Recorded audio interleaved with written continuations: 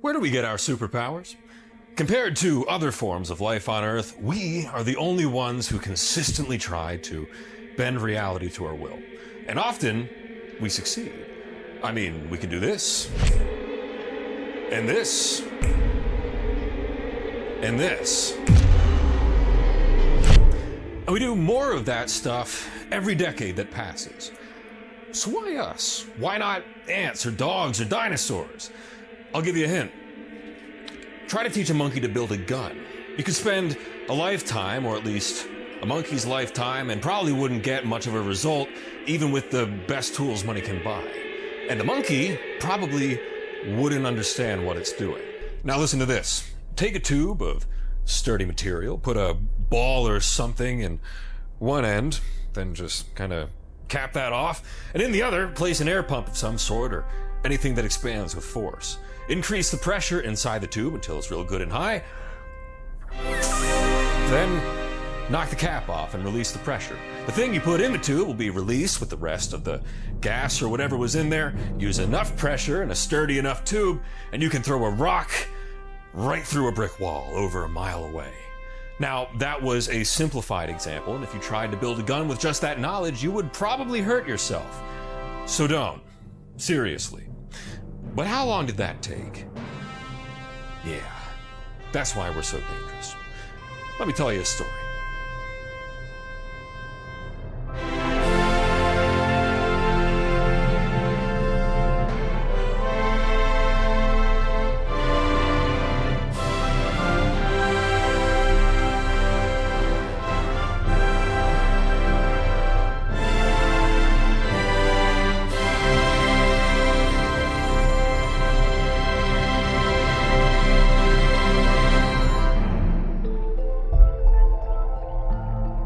Knowledge begets power, and we humans have amassed an unprecedented wealth of both.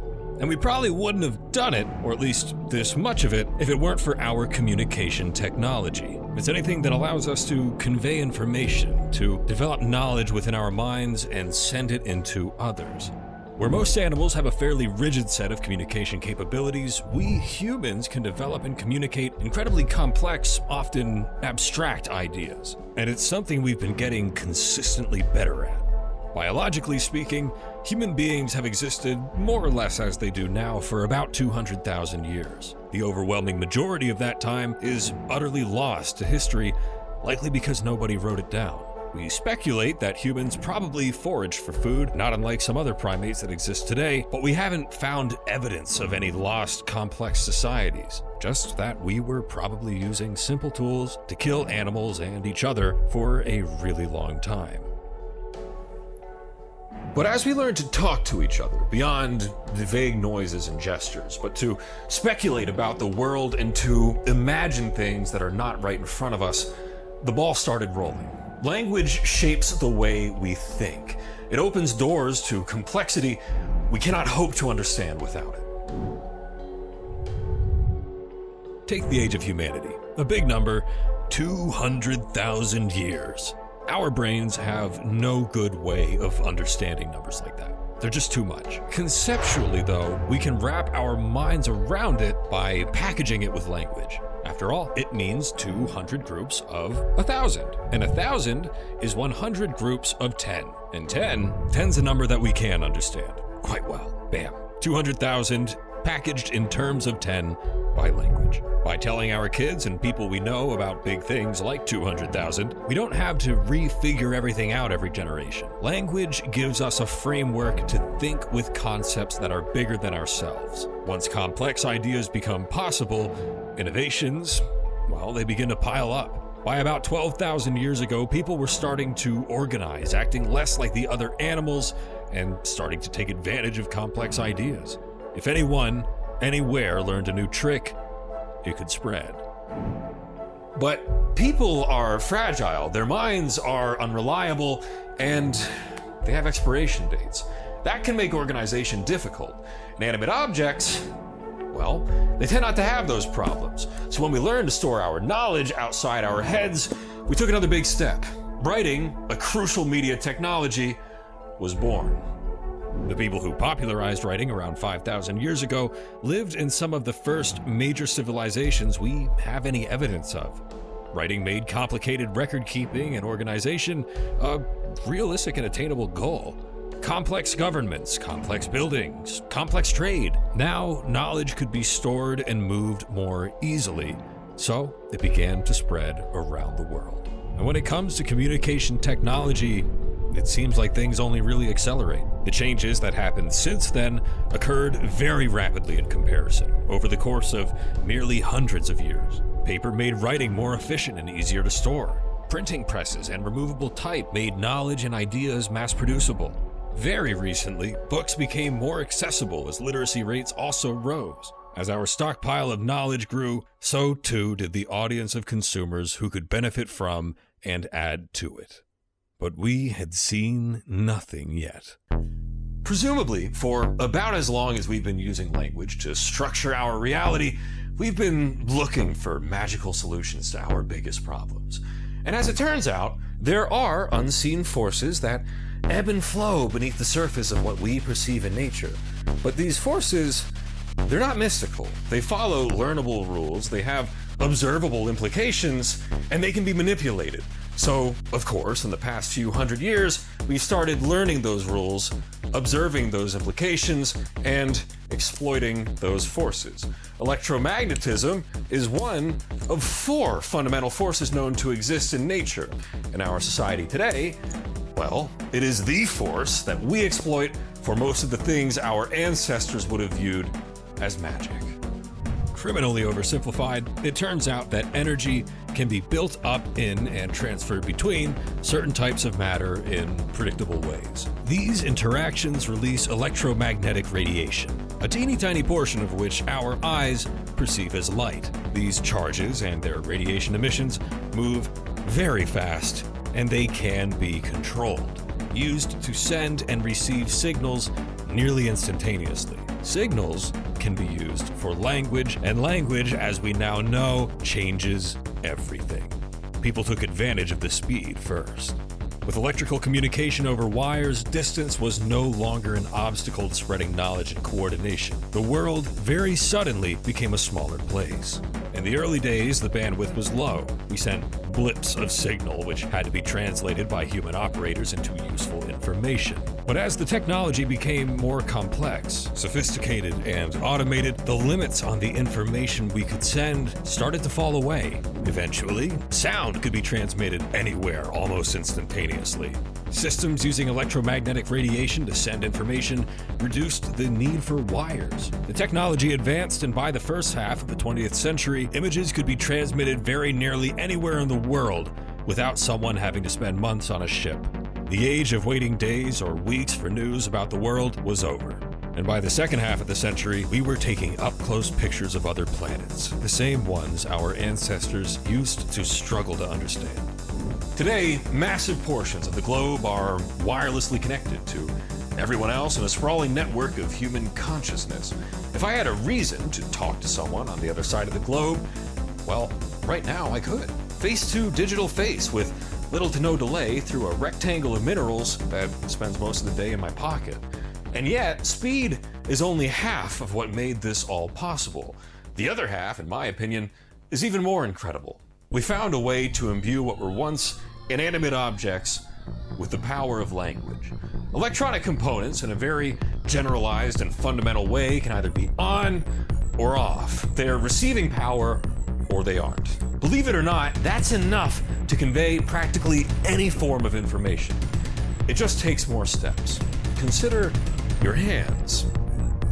Counting with all your fingers, 1 decimal place with 1, 2, 3, 4, 5, 6, 7, 8, 9, 10 possible states, you can count to 10. But if you count in binary, you have 10 decimal places with 2 possible states each. The actual process of doing this is beyond the scope of this video. Like I said, there are more steps. But if you count this way, you can count to 1,023 just on your hands. Over 1 million if you use your toes, too. With electricity, those steps can be completed billions of times every second, with far more than just 10 decimal places. These mathematical steps can be utilized for more than just counting, too. In a basic logical structure called Boolean logic, binary can be turned in on itself for ever-increasing levels of logic and structured complexity. Check out Crash Course Computer Science if you want to learn more about how it works.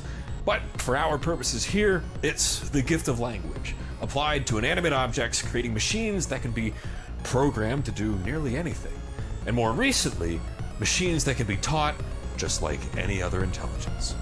At first, we used this power to do pure math very fast. The very first true computers in the 1940s and 50s took up entire rooms and likely did more math than all the humans who had ever lived up until that point. They cracked codes and ran military simulations. As the technology shrank and Moore's law took hold, having the size and doubling the power of key computer components each generation, the tasks computers could complete for us grew more and more complex and abstract. Between the 1970s and today, computing power and information bandwidth have increased by roughly 1 million times. We've used that increasing computing capacity to make even faster, smaller, and more flexible computers. There are now pocket-sized computers capable of simulating three-dimensional worlds 60 times a second. Navigational tools which have mapped the whole globe. Cameras and microphones in the hands of everyone.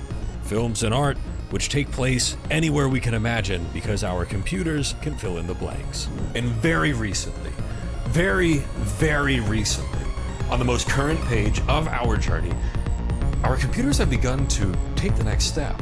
Now, electronic systems are complex enough to begin functioning as the sorts of neural networks we believe to be behind intelligence in life.